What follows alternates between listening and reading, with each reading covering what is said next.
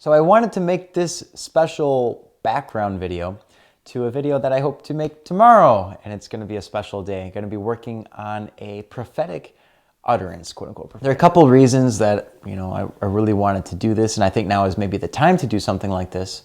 Is, I guess, first and foremost, the pro-life march this year isn't happening in person. That was a tough pill to swallow, especially after attending the March for Life, for 18 years. It's one of the most incredible things.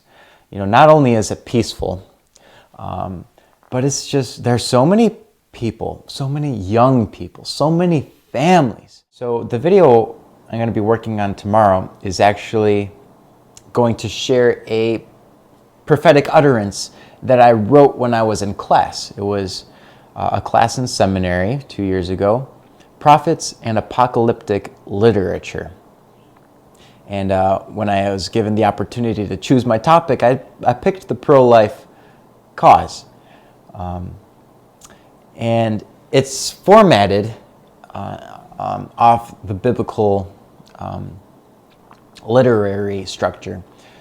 So if you read a prophecy from the prophet Jeremiah, you'll see that it's very similar in structure. Starting off with how God leads the people of Israel and graces them into the promised land. And it's similar for us because as a nation, we were a pilgrim people entering into a new land and founding our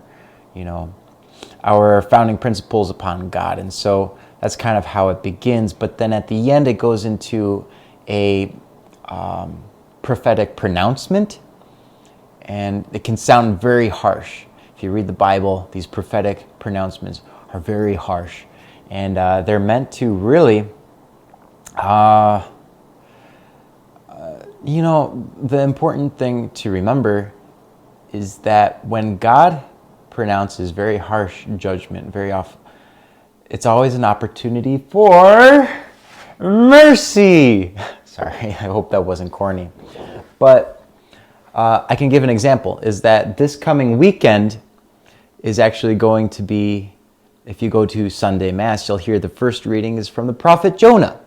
And this reading starts kind of from the beginning, from his call. God calls him to give a prophetic pronouncement to Nineveh.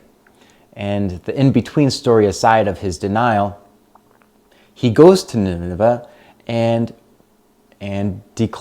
pronounces this prophecy that in 40 days, Nineveh would be destroyed. And after a couple of days of just proclaiming this, the people inside the city, the poor, the rich, the leadership, they actually begin to repent in sackcloth and ashes.